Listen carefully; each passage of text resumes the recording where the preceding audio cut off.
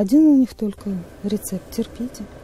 «Не живу, выживаю», рассказывает нам Марина. Потеряла и аппетит, и сон. В 9 часов вечера каждый вторник, четверг и субботу она вынуждена ездить на жизненно важную процедуру. Не работают почки. В месяц на такси уходит 3000 рублей. Я заказываю такси, сейчас, извините, холодно.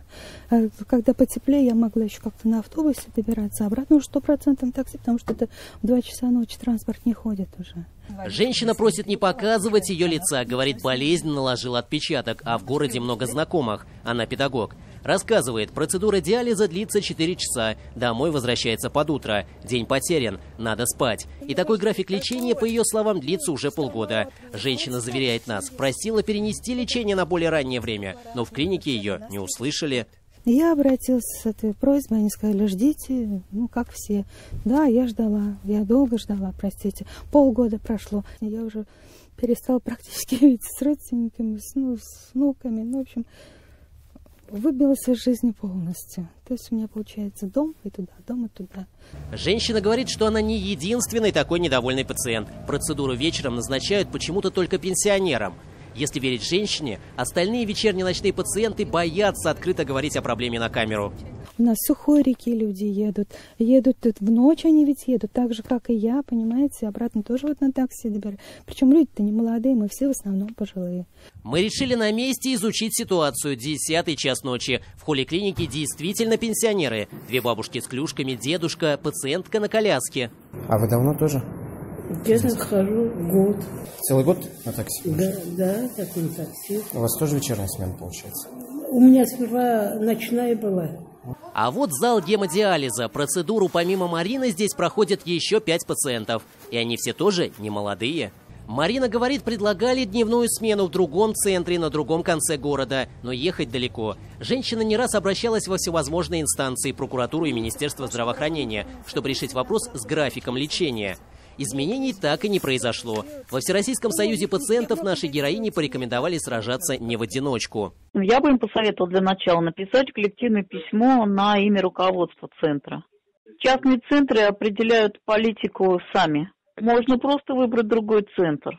Руководитель негосударственной клиники диализа рассказывает нам, как построена работа. Клиника обратилась с заявкой в ФОМС на участие в программе госгарантий. Получила объем годового задания. Предоставляет помощь больным с хронической почечной недостаточностью по тарифу обязательного медицинского страхования.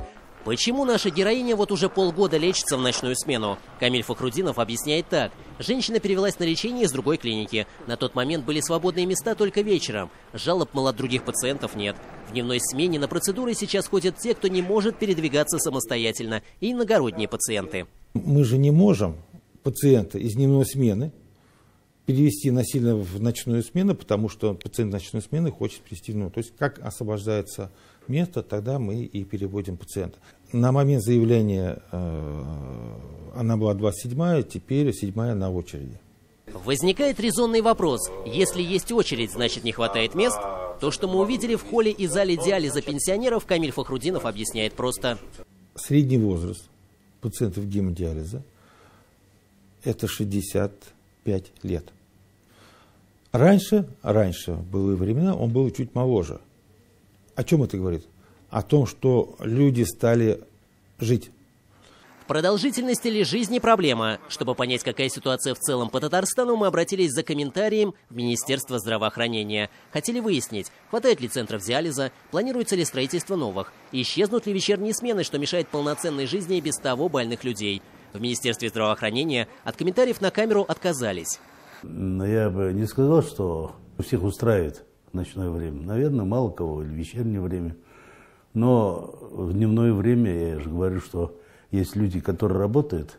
Председатель общественного совета при Министерстве здравоохранения отмечает, жалобы от пациентов поступают, но они единичные. Всего в Татарстане сейчас 18 центров диализа, из них 5 в Казани, 8 центров государственные и 10 частные. Пациентов, которым оказывается жизненно важная помощь, в республике 1500. С каждым годом их число растет. В целом по России на 10%.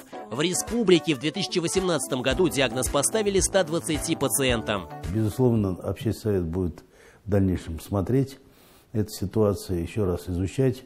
Мы переговорим и с теми людьми, которые организовывают, и специалистами Минздрава, что еще можно сделать для того, чтобы облегчить участь наших больных. число больных растет, и, во-вторых, к слава богу, продолжительность жизни республики увеличивается, оно выше, чем в целом России. Потребность создания новых центров будет увеличиться. Ситуация неординарная. С одной стороны, пациент, который хочет вести полноценную жизнь. С другой стороны, система, механизм, который работает по утвержденной схеме. Если это частная клиника, это еще и бизнес. Выход из ситуации напрашивается сам собой. Это новые места, новые центры. Камиль Фахрудинов говорит, что количество пациентов в клинике за 8 лет увеличилось вдвое. Клиника по объемам, которые были запланированы, уже приближается к полной загруженности. Возникает вопрос, если и в этом году появится еще 120 новых пациентов, не станут ли они новыми ночными больными? Сергей Темляков, Андрей Мохов, 7 дней.